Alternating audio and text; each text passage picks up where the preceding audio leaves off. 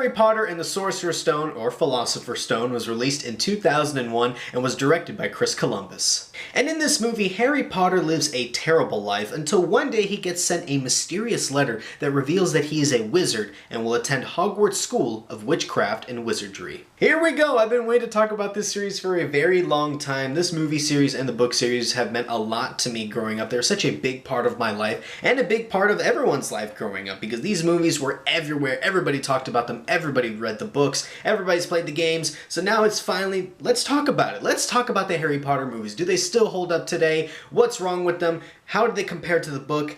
It's definitely going to get interesting. Now, essentially what I'm going to do is I'm going to be talking about the movie itself just as a movie, and then I'm going to compare it to the book and say what the movie did better than the book and what the books did a lot better than the movie. So this is going to be an interesting conversation. Please join in, relax. It's going to be a fun time reviewing Harry Potter. Starting off with the positives, Chris Columbus may go down as the best director for these Harry Potter movies because even though he only did the first two movies, he really captured the world that is Harry Potter. I mean, you know, gotta give credit to the actors. Anytime something magical is happening around them, you truly feel that it is happening. You see the set design, all the CG. Even though some of the CG doesn't hold up, I'll talk about that later, it still feels like Hogwarts. You still feel like you're in this world that you've read your entire life. You know, when I first read the books when I was about 11 years old, I was reading them and I just imagined it a certain way.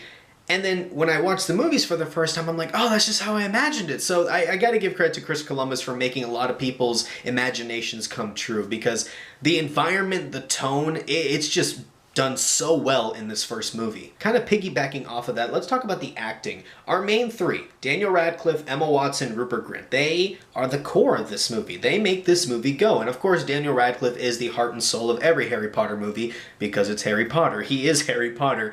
And he is Harry Potter. I'm here to say that. Even though he's very much deserved to not just be called Harry Potter because his filmography speaks for itself, he deserves to be more than just, oh, that's Harry Potter. He's Daniel Radcliffe. But he truly is Harry Potter. He played the character so well. You believe everything that you just believe he's Harry from the way he looks, from the way he talks, the way he acts, all the emotion.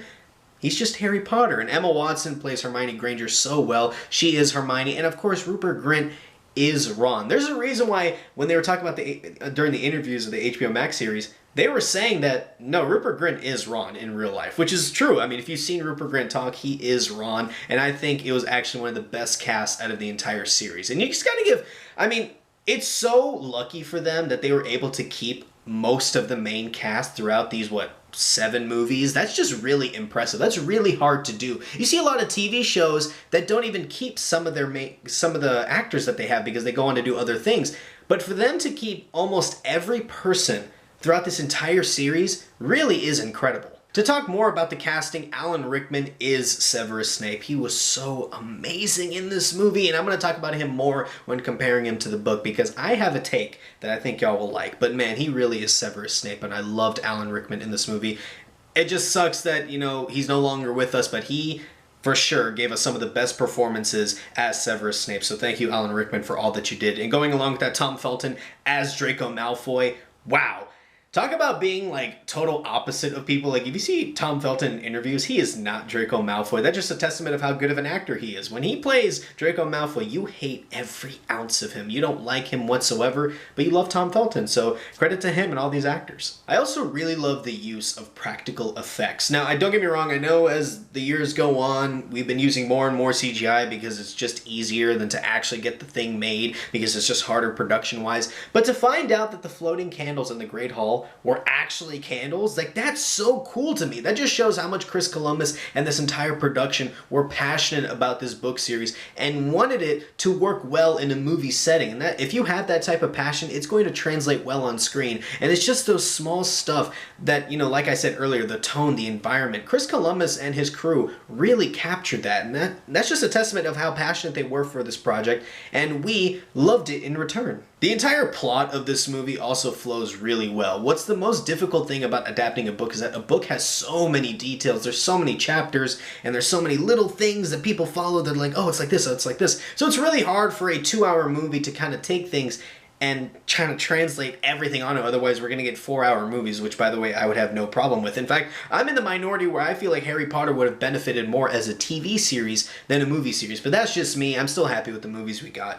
But the fact that Chris Columbus and the writing crew all made this plot flow together really well and adapted the book very well. Don't get me wrong, they took a few liberties, but they still kept the essence of the Philosopher's Stone together, and it made it a very memorable, and probably out of all the movies, this is probably the one that everybody has rewatched the most. Now let's talk about the book itself. There are things that the movie did better than the book itself, which I know seems controversial because Philosopher, Sorcerer, whatever you call it, Philosopher's Stone or Sorcerer's Stone, I call it Sorcerer's Stone because that's what I grew up with.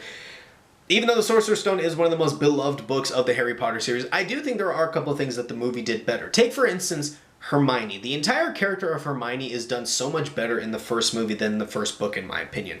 The first half of the Sorcerer's Stone book, Hermione is one of the most annoying characters. Like, I'm sorry, that's just me. When I read the book, I was like, God, she doesn't stop talking. It's just, she's so annoying. She's always saying, follow the rules, Harry. Just like, oh my God, it's so annoying. Go away. But because Emma Watson is such a good actress, she just makes the characters her own while also honoring the source material. She's just so adorable and likable. Like, how can you hate Hermione from the beginning? I think Hermione was done so much better in the first movie than in the book. That's just me. So that's just a testament to Emma Watson being such a great actress. Another thing I liked in the movie is Hagrid and Harry's relationship. I actually think it was done a little bit better. Maybe that's just me just loving Robbie Coltrane's performance as Hagrid. Like, he really is Hagrid for me. He was so perfect in this movie. I don't know, just the way Daniel Radcliffe and Robbie kind of interacted, it just made me love their relationship a little bit more. Now, I know down the series of books, they do Harry and Hagrid's relationship a bit better, and they become the friends like we see in the movies. But for this first movie, I really think they got the relationship down really well, and I think they might have done it a little bit better than the book. Now let's talk about what the books do better than the movie, and trust me, as these movies go on, the list is going to get longer and longer, but this one's not too bad. I think the biggest difference that the book does from the movie is just fleshing out more side characters. And this is what the movies had to sacrifice in order for it to work. They really sacrificed a lot of the characterization of the side characters, especially Neville. It is a crime to what they did to Neville Longbottom throughout the movie series. But let's talk about him in the book. He had this whole journey of being bullied by Malfoy, by Slytherins. He doesn't know how to stand up for himself. He's always forgetful. He's terrible in class. Nothing's working for him. But he has two amazing moments that, you know, make his first year a success and earns him the respect of all the Gryffindors. The first one is at the Quidditch match. Harry's first Quidditch match. Malfoy keeps trashing Neville and Ron, keeps, you know, bad-mouthing them, all this stuff. But then all of a sudden, Ron and Neville stand up to them and start beating them up in the Quidditch match. And I was like, oh my God, this is amazing. Again, this is my first time reading the book in over a decade, so I totally forgot about it. So I was like, yeah, you go, Neville, you go.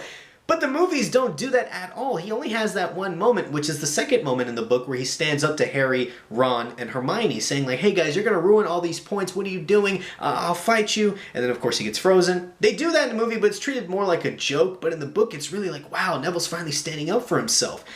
And the reason why the 5 points given to him is so important is because one big side plot in the book is everybody wanting to win the House Cup. It was such a big thing in the book. Everybody's like, no, we gotta beat Slytherin. We gotta beat Slytherin. And Neville's like, maybe if I could just do this one thing, maybe if I could help my house win, I think it'll work out for me. My life will be a little bit better. So when Dumbledore gives him those 5 points to make him win the House Cup, you just feel it's earned. When you look at the movie, it's like, no, Neville really didn't earn it, in my opinion. That's just Dumbledore trying to get Gryffindor to win. But in the book, it very much is deserved. So I just feel bad for Neville that he was done so dirty in the movies, when in the book, he actually is a well-written out character. I also think the twist of Quirrell was done a lot better in the book than in the movie. The reason why is you only get like a couple of scenes of Quirrell. So when the twist happens, you're just like, oh yeah, that guy, if you never read the book. But in the book, he's fleshed out a lot more. There's more scenes where you're kind of like, okay, so I see how he is. But then when the twist happens, you're like, no, that doesn't make sense. How could it be him? But then when he explains, you're like, oh, now it makes sense. But in the movie, you're just like, you're the troll guy. You're the one who cried. Oh, that's right. You're just like, it was all right twist. I mean, it doesn't really down the movie for me. But again, that's just what the movie had to do. They had to sacrifice a lot of stuff for some of the things to work. And the twist of Quirrell just wasn't as done well in the movie as it was in the book. But the biggest crime, and this is just for the whole series, but it does happen a lot in this movie. My God, they did Ron Weasley so dirty. I feel so bad for Rupert Grint. I don't know why they did this, but they really gave a lot of Ron's lines to Hermione in this movie. I know a lot of people like to talk about how Ron is one of the most useless characters of all time. Here's my argument. In the movies, I can agree with you that he is kind of useless. He doesn't really add anything except for playing chess in this first one, which is a big one. But the most important thing about this trio is that Hermione is the book smart person, Ron is the street smart person, and Harry's just the overall leader who has that kind of good balance, but he kind of knows what he's doing. He doesn't really need anything. He's just Harry.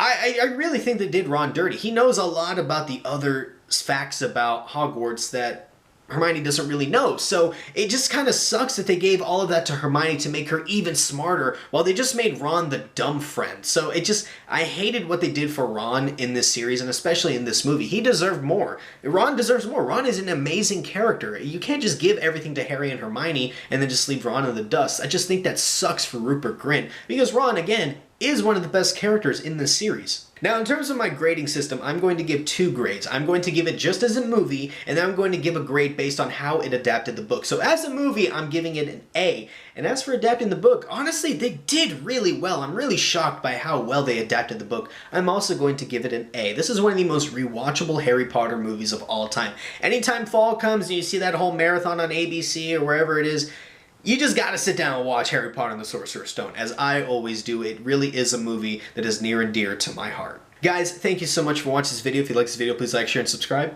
I'll see you next time.